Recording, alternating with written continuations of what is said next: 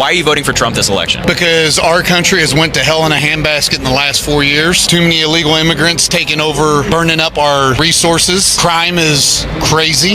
Inflation is even worse than that. But what caused inflation? Like, you're saying Biden raised inflation, how? Do you buy groceries for your family? I buy groceries, yes. Okay. Have you noticed a difference from between... Yeah, no, I'm not saying that there's a difference. I'm asking, how did Biden raise inflation? You're trying to blame him for it and say we should vote for Trump because of it. What did Biden do to cause inflation? Here we go. Let me think.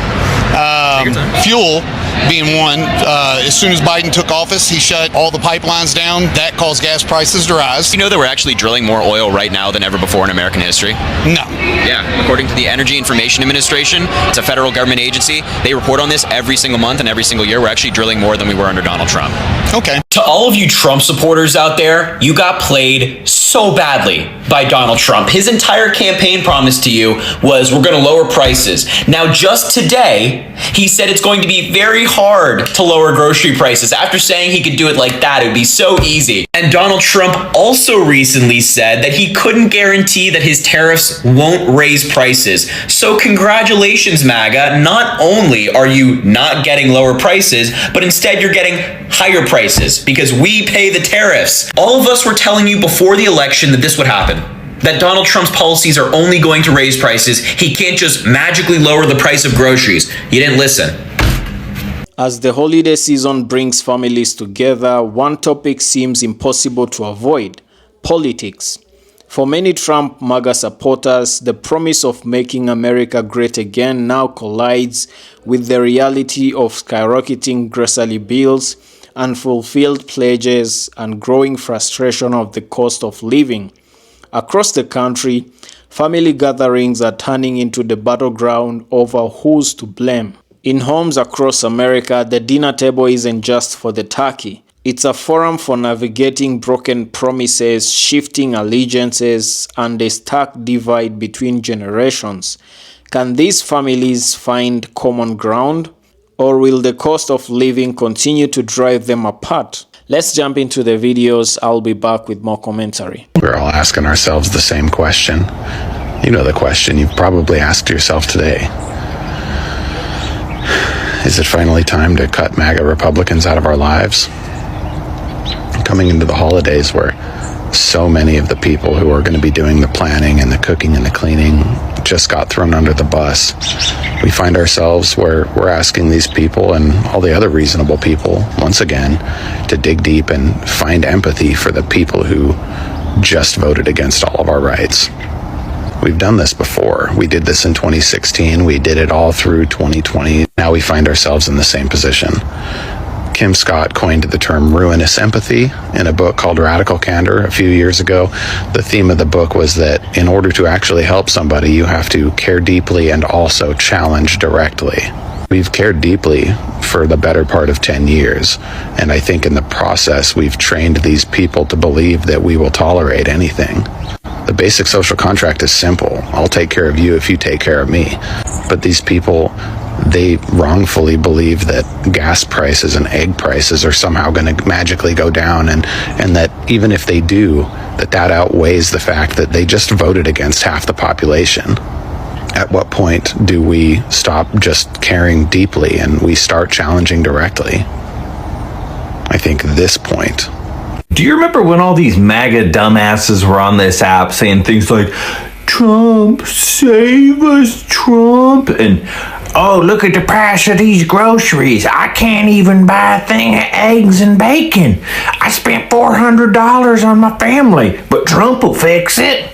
Well, he said he was, but now he's saying no. It's not going to be easy, and he doesn't think he'll be a failure if he doesn't lower the price of groceries. Isn't that why so many people voted for him? Was so that they could be able to afford gas and groceries? Don't tell me gas is next. Oh my. If he can't lower the price of groceries, such a weird word.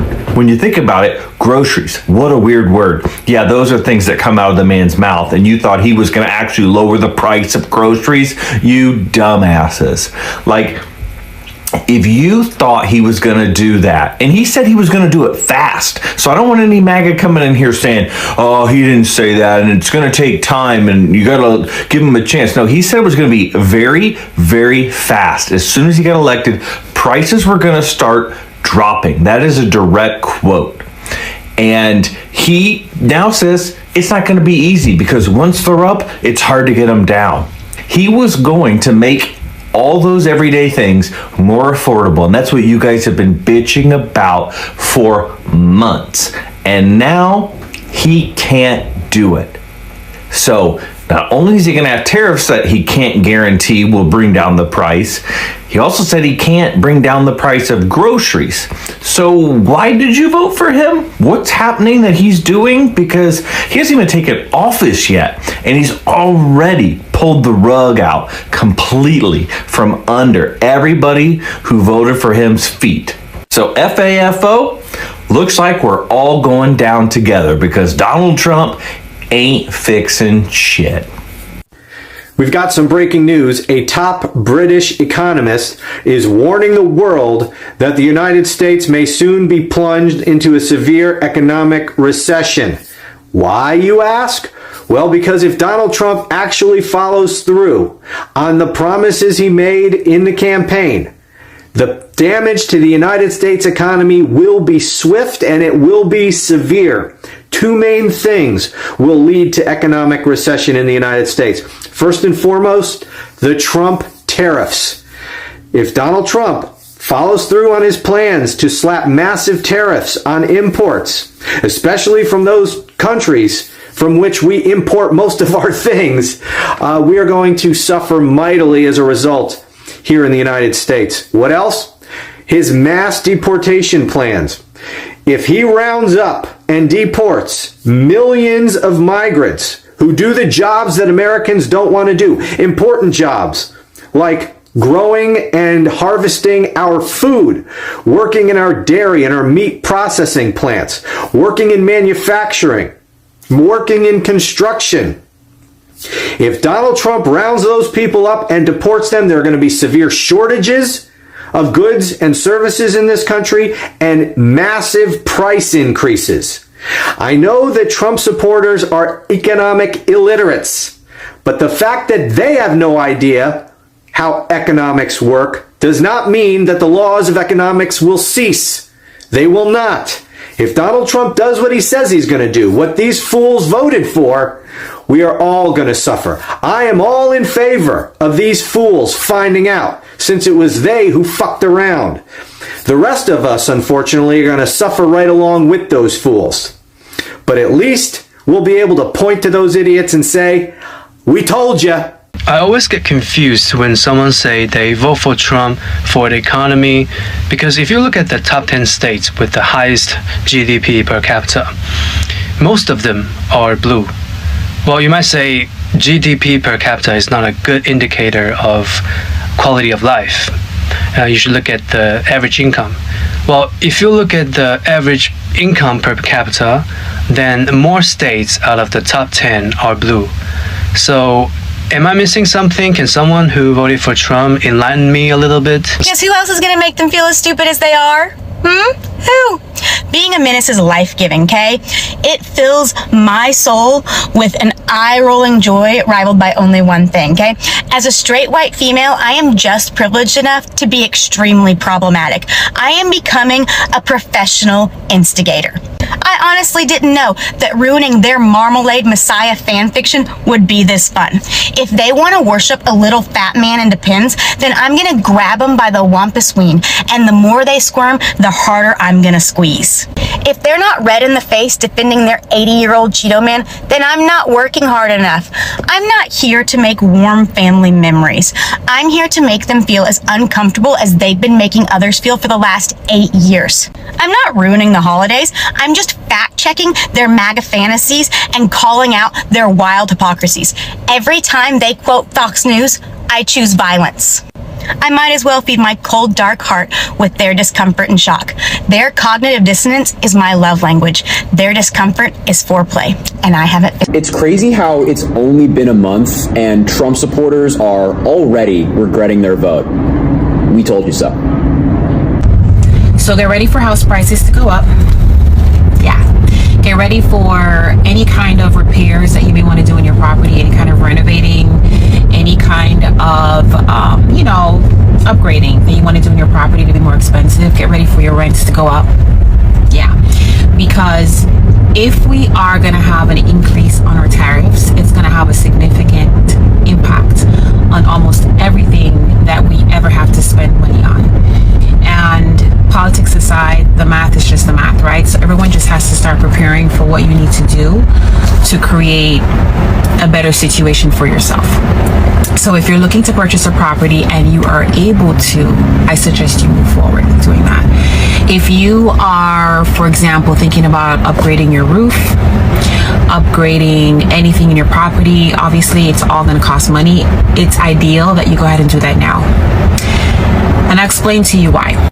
It's been proposed by the president-elect that he wants to raise tariffs to approximately 40 to 60%. He says that that is an effort on his part to bring manufacturing back to the United States. Now, that's very difficult to do because, one, it's significantly cheaper to manufacture certain products in other countries. Not only that, they've had years of a jump start over the United States, right?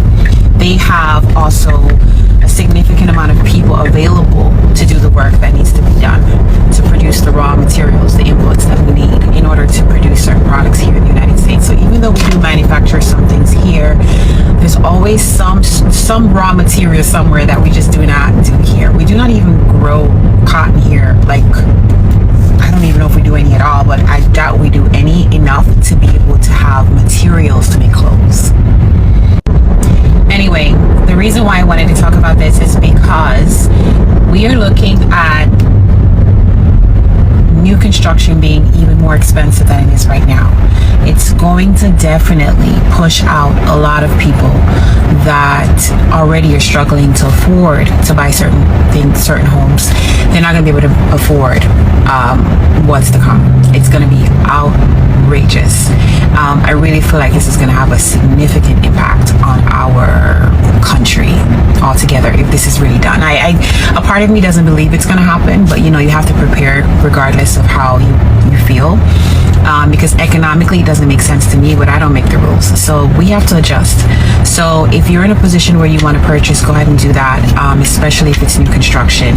But don't think that the traditional properties, the ones that are on the market now, are going to just sit around and not be, people are going to now shift. The housing market, right now we need about 1 million homes to satisfy the housing demand. And as you all know, during 2020, 2021, 2022, when we had that huge pandemic, it had a significant impact on the cost of goods, raw materials to build these homes. So obviously prices went up. There's a lot of things that happened during that time that influenced the cost of homes. And these home prices have not adjusted a lot, if any. Take my word for it, okay? So with that being said, when these tariffs are implemented, and as you know, tariffs are paid by the people that are getting goods imported to them here in the U.S. It's not paid by the international companies. They're going to have to offset that expense over to us. I hope you all are paying attention and kind of seeing how this all works, because I think a lot of people are unaware of the actual details of these new rules that are going to be implemented, whatever we want to call it, right? So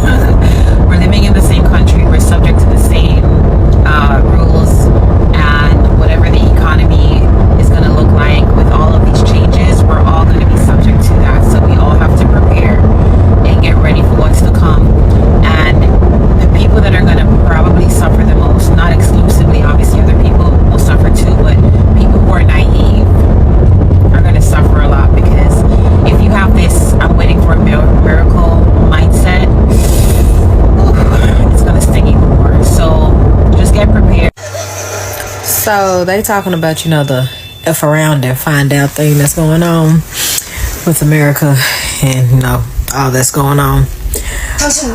What about those who didn't F around? Why we gotta be the ones that find out too? Like, I feel like this is like a whole group project and now we all finna fail because there were people that wanted to F around and now they're finding out. Like, why we gotta suffer for something that they did? I did my part. Why should I be the one to find out because they F'd around? I'm not understanding. Day after the election, I walked my grandkids to school, and they open the gate and the kids go in and we can walk them up to their lines. Well, this day, the normal coach and teacher who I know are blue voters, they were not there. Who was there, though, was another teacher who had an American flag and a red hat that right across it in big white letters said MAGA. My grandkids ain't gonna look at that. I looked at him as I walked in and I said, excuse me, that's not allowed. You shouldn't be wearing that at a school. Elementary school. He said, what the fuck are you gonna do about it? Oh, what the fuck I'm gonna do? I'm gonna go ahead and call the principal. So I went and reported him. The principal said there was so many parents that were reporting him that day. So he's reported. They tell him to leave or take the hat off. He left. He wouldn't even take the hat off. He left. He was spewing MAGA shit the whole way through the school. And he no longer works there. Fuck around and find out you're going to get fired. You ain't going to spew your bullshit, especially around my grandkids.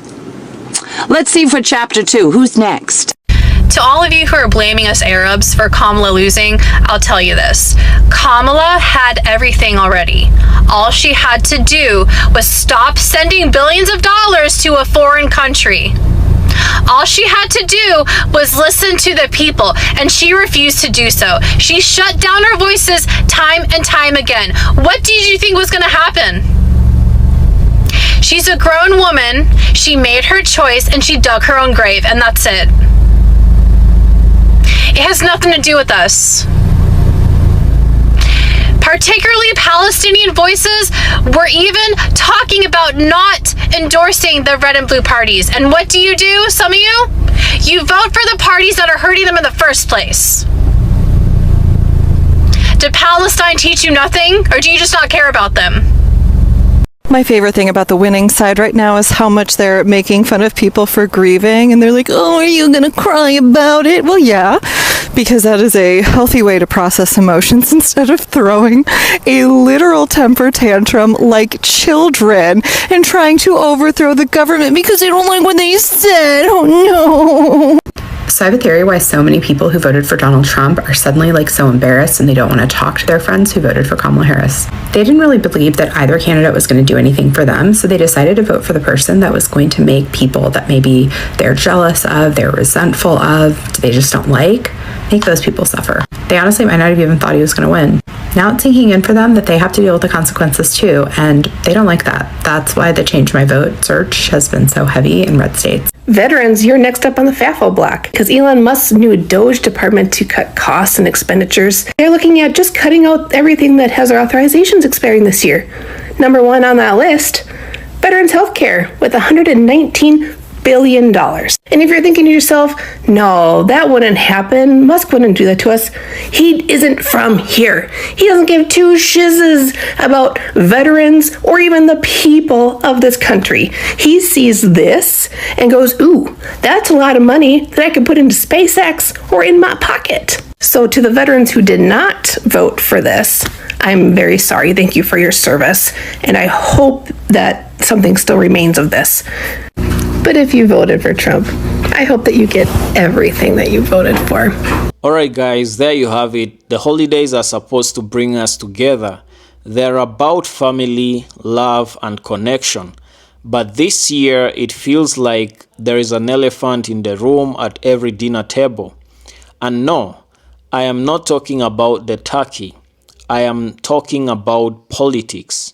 Things have been tense. Maybe you've had those heated conversations, or maybe it's just awkward silence when someone brings up the cost of groceries and where the country is headed. Let's talk about the emotional divide at the dinner table. For a lot of us, these arguments aren't just political, they are personal. Many families are divided.